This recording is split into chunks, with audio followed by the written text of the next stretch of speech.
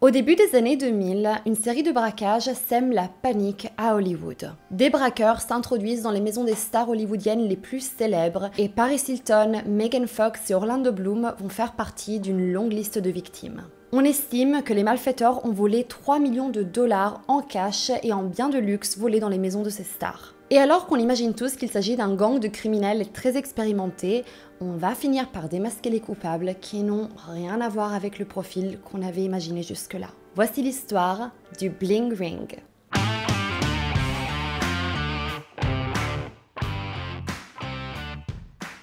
Tout commence en 2006 lorsque Rachel Lee et Nick Progo font connaissance à Indian Hills High School, un lycée alternatif pour les jeunes décrocheurs. Les deux élèves avaient été expulsés de leur ancien lycée, Calabasas High School, pour leur comportement trop rebelle. Durant cette année à Indian Hills High School, les deux vont se lier d'amitié et ils vont même devenir les meilleurs amis du monde en fait, puisque plus tard, Nick dira que Rachel, c'était la première personne qu'il considérait comme une vraie meilleure amie. Ils deviennent inséparables, ils sont constamment en contact. Dès qu'ils sortent du lycée, ils passent le reste de leur journée à s'envoyer des messages, à parler au téléphone et ils sont vraiment fusionnels. À cette époque, les deux ont des problèmes familiaux puisque Nick n'est pas très proche de ses parents et Rachel déteste son beau-père.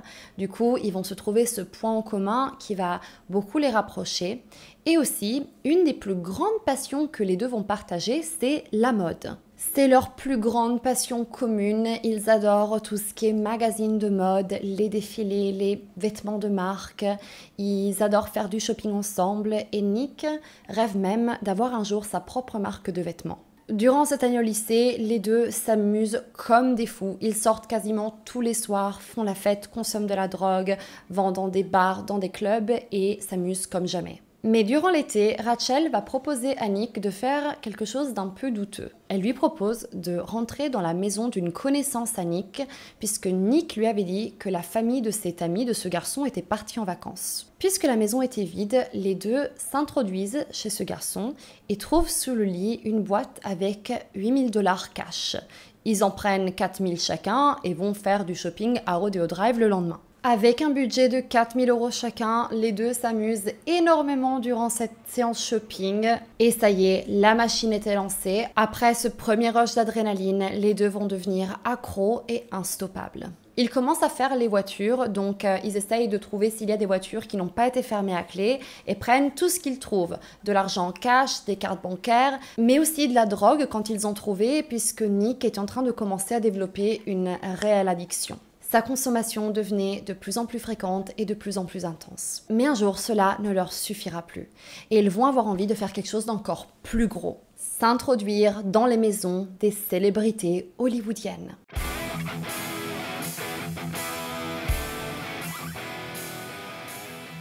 Et leur principale motivation, c'était la mode en fait. Tout ce qu'ils voulaient, c'était pouvoir porter les vêtements de ces stars, leurs chaussures, leurs sacs à main, leurs bijoux. Grâce à Internet et aux réseaux sociaux, les deux vont facilement pouvoir comprendre si les célébrités sont chez elles à Hollywood à ce moment-là ou pas. Et puis le plan aurait été d'aller dans ces maisons, frapper à la porte, et puis si personne n'était là, ils auraient trouvé un moyen pour rentrer. Et en décembre 2008, ils choisissent leur première victime, qui sera Paris Hilton. Apparemment, ce choix aurait été basé sur le fait que Paris Hilton avait la réputation d'être un peu bête et en rigolant, elles se sont dit qu'elle serait capable de laisser les clés sous le paillasson. Et est-ce que vous allez me croire si je vous dis qu'ils avaient parfaitement raison? Ils arrivent chez Paris Hilton et ils trouvent bien les clés de sa maison sous le paillasson de l'entrée. Mais ce qui est encore plus dingue, c'est qu'ils n'ont même pas eu besoin d'utiliser les clés puisque la porte n'était pas fermée à clé. Les deux jeunes rentrent chez Paris Hilton et Rachel ressortira avec quelques soutiens-gorge de marque de luxe, une robe, une bouteille de vodka et quelques centaines de dollars volés dans un sac à main de Paris. Ils étaient quand même assez malins puisque l'idée c'était de prendre si peu de choses que le braquage serait passé totalement inaperçu. Et ça a marché tellement bien que Paris ne s'est rendu compte de rien du tout et les deux jeunes sont retournés chez Paris 4 autres fois. La légende raconte que Rachel aurait même fini par ajouter les clés de Paris Hilton à son propre porte-clés puisqu'ils y allaient tellement fréquemment. Et Paris Hilton ne s'aperçoit de rien. Jusqu'au jour où elle remarque qu'effectivement il y a quelques bijoux qui manquent dans son dressing, quelques bijoux d'une valeur de 2 millions de dollars. Jusque-là, elle aurait pu croire qu'elle avait tout simplement perdu les affaires qu'elle ne retrouvait pas, mais là, 2 millions de dollars de bijoux, ça commence à sembler un peu bizarre. Jusque-là, Nick et Rachel opèrent seuls, mais le groupe va s'élargir puisque Diana Tomayo et Courtney Ames vont faire partie des membres permanents du groupe. Ce sont deux amis de Nick et Rachel et Diana sera même un énorme atout pour le groupe de par sa toute petite stature qui lui permet de rentrer dans les maisons des célébrités par la trappe du chien. Le groupe va aussi recruter deux hommes, Roy Lopez et Johnny Hadjar, surnommés Johnny Dangerous, pour revendre les biens les plus coûteux que les jeunes ne voulaient pas garder sur eux. Donc eux, ils auraient pu revendre ces biens volés. Et les braquages vont continuer. Le 22 février 2009, le groupe va s'introduire dans la maison de la star de télé-réalité Audrina Patridge et volera des biens d'une valeur de 43 000 dollars. Mais contrairement à Paris Hilton, Audrina s'aperçoit très vite qu'elle a été cambriolée et rend les vidéos des caméras de surveillance publiques. Mais malheureusement, aucun des membres du groupe sera identifié, du coup personne ne sera arrêté et le groupe va prendre ça un petit peu comme un signe que la voie est libre pour continuer. Au printemps 2009, les jeunes vont s'introduire chez Rachel Bilson et vont repartir avec un total de 300 000 dollars en biens et en vêtements de luxe. En juillet 2009, ils vont aller chez Orlando Bloom et sa copine, mannequin Victoria's Secret, Miranda Kerr, et vont repartir avec 500 000 dollars en biens de luxe puisqu'ils tombent sur la collection de Rolex de Orlando Bloom. Et grâce aux caméras de surveillance, chez Orlando Bloom, on va pouvoir reconnaître Alexis Nyers, qui dans le film de Bling Ring est jouée par Emma Watson. Cependant, Alexis va dire qu'elle n'était présente que à ce braquage, qu'elle n'était pas un membre du groupe et que ce soir-là, elle était sous l'emprise de la drogue et qu'elle n'avait aucune idée de ce qu'elle était en train de faire. Même si beaucoup la soupçonnent d'avoir été un membre permanent du groupe et présent à beaucoup plus de braquages que ça. Toujours en 2019, il s'introduit chez Megan Fox et c'est toujours la même chose, sac à main, chaussures, bijoux, mais cette fois aussi une arme à feu. Et c'est le 26 août que tout va basculer, puisque les jeunes avaient prévu un de leurs plus grands coups, aller chez Lindsay Lohan qui était l'idole ultime de Rachel. En termes de mode, c'était son inspiration ultime. Rachel avait une obsession pour Lindsay Lohan, donc ce braquage aurait été vraiment leur plus grand coup. Sauf que cette fois, les caméras de surveillance vont fournir beaucoup de pistes aux policiers. On va reconnaître les visages des jeunes et ces vidéos seront diffusées sur TMZ, un média de Gossip People, et les gens vont commencer à parler. Puisque depuis quelque temps, les jeunes n'étaient plus du tout discrets. En effet, ils commençaient à se sentir vraiment intouchables. Parfois, ils se mettaient sur le bord de la plage pour vendre des sacs à main comme ça, un petit marché improvisé. Et puis, ils postaient aussi des photos sur les réseaux sociaux en montrant leurs biens de luxe, en se vantant un petit peu de tout ça. Du coup, leur fréquentation, les jeunes qui les connaissaient n'ont pas hésité à appeler la police et tout balancer. Après le braquage de Lindsay Lohan, la police n'a pas du tout mis longtemps à trouver tous les membres du groupe et à tous les arrêter.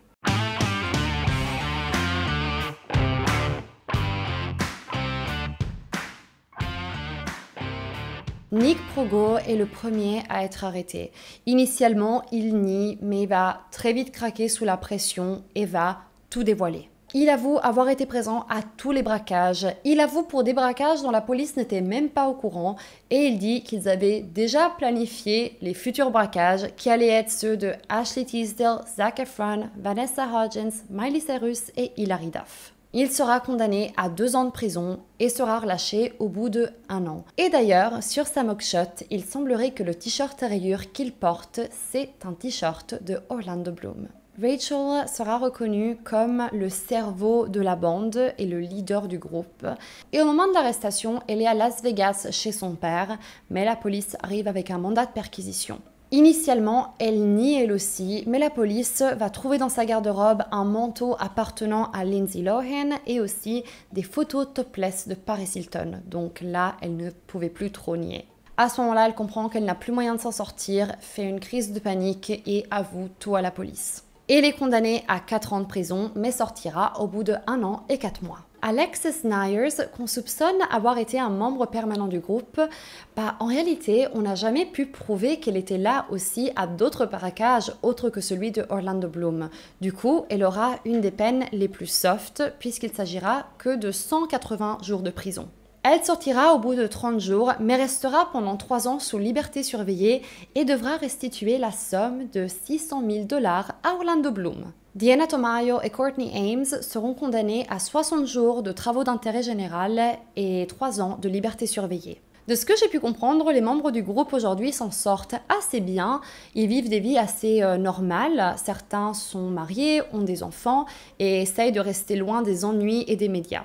Certains ont fait des interviews, comme par exemple Alexis Nyers, qui parlera de cette période de sa vie et parlera également de l'influence que les drogues ont eue à cette époque, puisque dans le groupe, il y avait beaucoup de drogues qui circulaient à ce moment-là, et bien évidemment, ça jouait un rôle très important. Certains voient ces jeunes comme des petits voyous, des criminels, mais d'autres ont un petit peu d'empathie pour eux puisqu'ils se disent que c'était juste des jeunes qui ont été aveuglés par la culture Hollywood et que tout ce qu'ils voulaient c'était juste un petit goût de cette vie de luxe et de célébrité. Alors je suis vraiment curieuse de savoir, vous, qu'est-ce que vous en pensez? Et aussi, que pensez-vous des condamnations de ces jeunes? Pensez-vous qu'ils ont eu des peines trop strictes, pas assez strictes? J'attends tous vos avis dans les commentaires. Les amis, j'espère que cette vidéo vous aura intéressé. N'hésitez pas à vous abonner, c'est très important pour l'avenir de cette chaîne. Donc si vous trouvez que la vidéo était intéressante, abonnez-vous, ça me ferait trop plaisir. En tout cas, c'est tout pour aujourd'hui et je vous dis à très bientôt. Ciao!